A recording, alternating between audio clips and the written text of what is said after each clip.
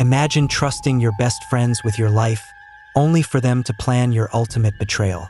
That's exactly what happened to Missy Avila, a 17-year-old whose radiant beauty and kind heart made her the envy of everyone around her. But envy can turn deadly, and on one ordinary afternoon in 1985, Missy walked right into a trap set by the people she trusted most. What started as a friendly outing turned into a chilling plot of jealousy, lies, and unthinkable cruelty. The truth behind what they did will leave you absolutely shaken and furious. In 1985, 17-year-old Michelle Missy Avila was a high school junior living in Arleta, California, a modest suburban community just north of Los Angeles. Despite her petite stature, standing under 5 feet tall and weighing less than 95 pounds, Missy had an unmistakable aura that made her stand out. Her radiant beauty, coupled with her kind and approachable nature, earned her admiration from both boys and girls alike. Friends and acquaintances described her as warm and down-to-earth, traits that made her widely loved. However, Missy's life wasn't without challenges. A year earlier, during her sophomore year, a malicious rumor circulated throughout her high school, accusing her of dating boys who were already in relationships. Though completely false, the rumor reached the ears of several girlfriends who believed the lies. Seeking revenge, a group of girls ambushed Missy after school, subjecting her to an assault. The harm was so severe that Missy's family promptly filed charges against the apparent ringleader, Sonia Bon. The legal process dragged on for months, but by October 1985, as Missy began her junior year, the court date was just a week away. Missy, though nervous, was determined to testify against Sonia and seek justice. On October 1st, Missy came home from school and mentioned to her mother, Irene, that she planned to meet some friends that afternoon. This was routine for Missy, who enjoyed a vibrant social life. Irene agreed, reminding Missy to return by 6 p.m. Moments later, Missy's close friend, Laura Doyle, arrived outside in her car, honking the horn.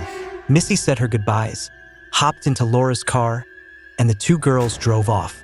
When 6 p.m. came and went with no sign of Missy, Irene wasn't immediately worried. Missy had a habit of staying out later than expected, but would usually call to ask for more time. Shortly after, the phone rang. Expecting her daughter, Irene answered, only to hear Laura's voice on the other end. Laura asked, somewhat nervously, if Missy was home. Confused, Irene replied, "She left with you. Isn't she with you?" Laura's response was filled with panic as she explained what had happened earlier that day. Laura recounted that after picking Missy up, they drove around town before heading to Stonehurst Park, a common hangout spot for their group. Upon entering the parking lot, Laura scanned for familiar faces but didn't recognize any vehicles. As she was about to leave, Missy noticed 2 young men standing near a blue Camaro. She excitedly said she knew them and wanted to say hello. Reluctantly, Laura agreed. Missy got out of the car and started walking toward the men while waving at them. Before Laura could join her, she noticed her car's gas gauge was critically low. She called out to Missy, letting her know she needed to refuel and would return shortly. Missy waved her off, and Laura drove off to the nearest gas station. When Laura returned a few minutes later, the blue Camaro, the 2 men, and Missy were gone. Unsure of what to do, Laura waited in the parking lot, assuming Missy was fine and that the men would give her a ride home. Still uneasy, Laura drove around town searching for Missy and the blue Camaro but found no trace of them. Convinced Missy was safe, Laura eventually returned home. Shortly after 6 p.m., Laura dialed Missy's house. Knowing her friend's curfew was 6 p.m., Laura expected Missy to be home. However, when Irene, Missy's mother, answered the call, Laura learned something alarming: Missy hadn't returned.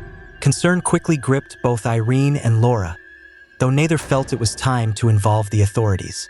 Instead, they spent the next couple of hours calling everyone they thought might have seen Missy.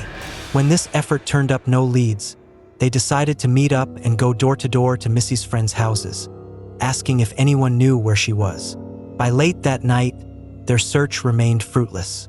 Overwhelmed by worry but with no clear answers, Irene and Laura reluctantly decided to head home and hope that Missy would turn up by morning. Unfortunately, the next day brought no new developments. With Missy still missing, Irene reported her daughter's disappearance to the police. Investigators immediately zeroed in on Laura, as she was the last known person to see Missy. They questioned her in detail about the blue Camaro, the two men, and everything Missy might have said or done that day. Consumed by guilt and emotion, Laura did her best to provide information, but her descriptions were vague. She admitted she hadn't paid much attention and was too far away to give accurate details. Armed with limited information, the police launched a massive search across Arleta, California, and surrounding areas. Meanwhile, Irene, Laura, and Missy's loved ones organized their own efforts to locate her. Days passed with no trace of Missy or the mysterious blue Camaro. Then, on October 4th, 3 days after Missy vanished, she was found. Yet, it would take investigators 3 long years to piece together the truth of what had happened. Based on witness accounts, here is a reconstruction of that tragic day. On Tuesday, October 1st, 1985, Missy returned home from school and told her mother she planned to spend time with friends. Irene gave her permission but reminded her to be home by 6 p.m. A short while later, Laura arrived outside, honking her horn. Missy grabbed her things, said goodbye to her mom, and jumped into Laura's car. The two friends cruised around town for a while before heading to Stonehurst Park, a popular hangout spot. To understand what followed, it's essential to know about Missy's relationships with her two closest friends, Laura Doyle and another girl, Karen Severson. The three had been inseparable since childhood, sharing nearly every moment together. However, a month earlier, their bond had been fractured by a rumor claiming Missy had been involved with boys who were dating both Laura and Karen. Despite knowing Missy had faced similar baseless accusations in the past, Laura and Karen couldn't shake their doubts this time, as it directly involved their boyfriends. When the rumor first surfaced, the trio had a heated confrontation. Missy denied the allegations vehemently, pointing out how similar rumors in the past had turned out to be lies. While Laura calmed down and reconciled with Missy, Karen remained furious, convinced she had seen Missy flirting with her boyfriend. Tensions escalated, culminating in Karen poking Missy during an argument, a moment that marked a turning point in their friendship. Weeks later, Karen reached out to Missy, apologizing for her actions. Touched by the gesture, Missy agreed to meet up with both Karen and Laura to rekindle their friendship. That afternoon, after Laura picked Missy up, the two made their way to Stonehurst Park to meet Karen.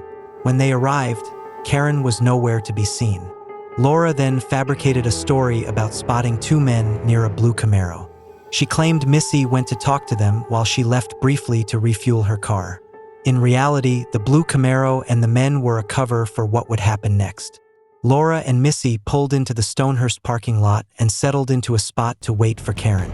Within minutes, Karen arrived, but her entrance was anything but normal. She roared into the lot, slamming her car to a screeching halt so close to Laura's vehicle that Laura couldn't even open her door without hitting Karen's car. Sitting uneasily in Karen's passenger seat was Eva Chirambolo, a 17-year-old mutual friend of the three girls.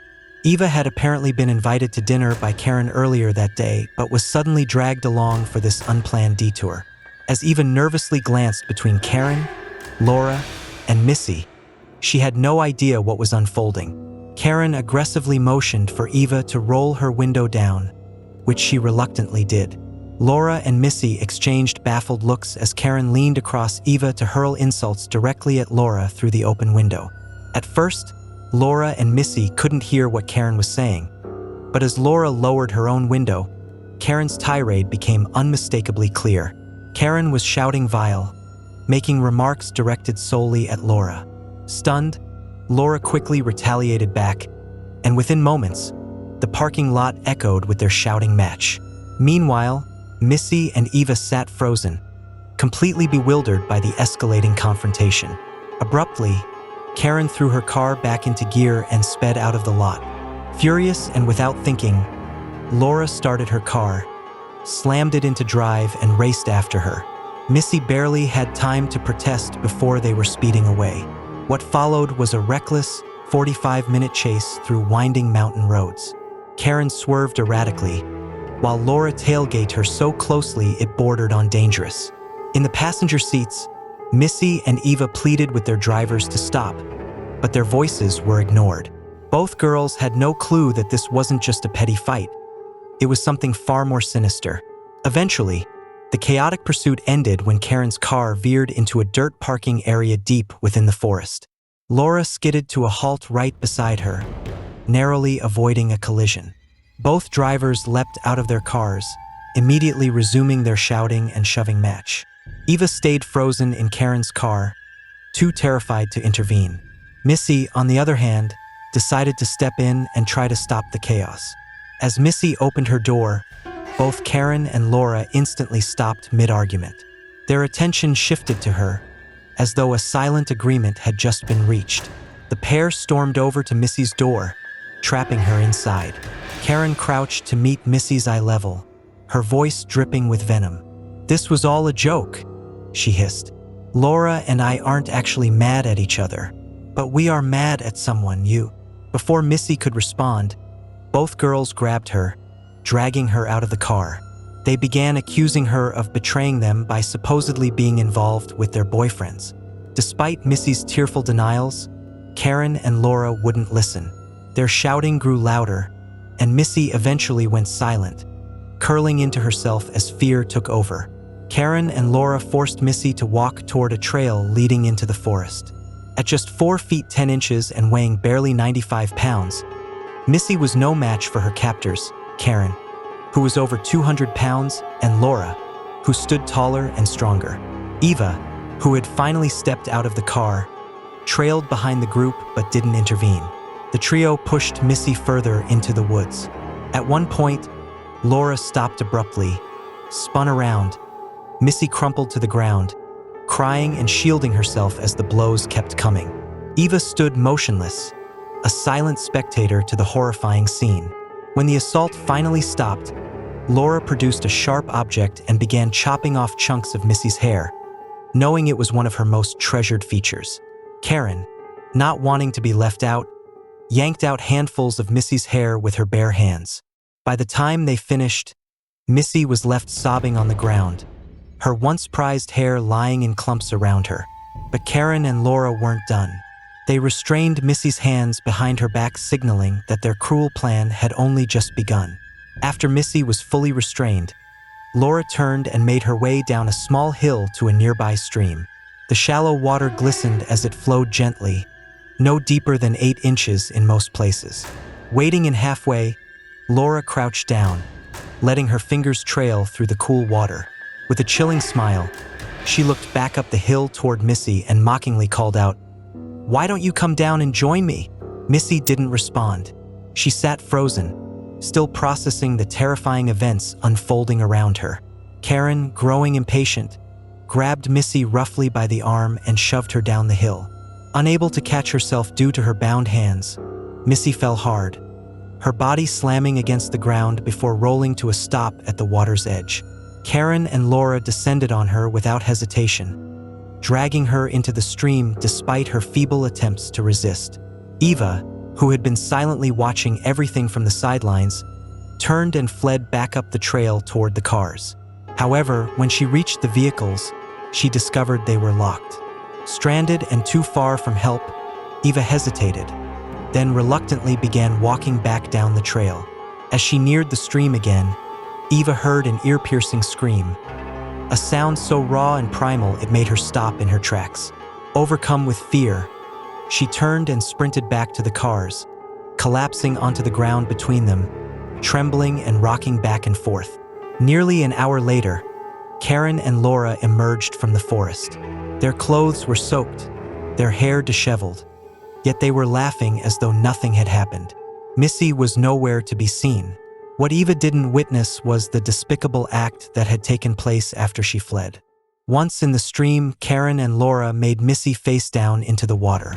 She thrashed and fought desperately, her bound hands making it impossible to defend herself. Missy managed to break free momentarily, gasping for air and letting out the harrowing scream that Eva had heard. But her resistance was short-lived. Karen and Laura quickly overpowered her again, shoving her into the water. They repeated this until her struggles weakened. When they sensed Missy was near the end, the pair stepped away momentarily, finding a heavy log nearby. Together, they lifted the over 100-pound piece of wood and carried it back to the stream. Without hesitation, they dropped it directly onto the back of Missy, holding her underwater permanently. Karen and Laura left Missy's lifeless body in the stream, casually walking back up the trail to their cars. Eva, still sitting in shock, wordlessly climbed into Laura's car, and the trio left the area as if nothing had happened. 3 days later, hikers stumbled upon Missy's body in the forest. Police found seemingly unrelated items near the crime scene, such as cigarette butts, a beer bottle, and men's overalls, which misled investigators to believe Missy had been with 2 unknown men. This theory aligned with Laura's earlier story about a blue Camaro and its supposed occupants, giving her fabricated account more credibility. For 3 years, the case went cold, with law enforcement chasing dead-end leads about these imaginary men. Meanwhile, Karen moved into Missy's home under the guise of offering comfort to her grieving family. She ate meals with them, slept in Missy's bed, and even joined Irene, Missy's mother, on drives to search for answers. Her motive was far from genuine. Karen wanted to monitor the investigation and ensure suspicion stayed far from her and Laura. Eventually, the truth came out when Eva, who had been warned into silence by Karen and Laura, could no longer carry the burden of her secret. She went to the police and revealed what had really happened that day. The story of jealousy and betrayal that unraveled was shocking. Karen and Laura, consumed by envy of Missy's beauty and popularity, had masterminded her unalive. Starting rumors about Missy's relationships had been part of their calculated plan to isolate her and create tension among their friend group. By pretending to reconcile with Missy, they lured her into a false sense of security, setting the stage for their crime.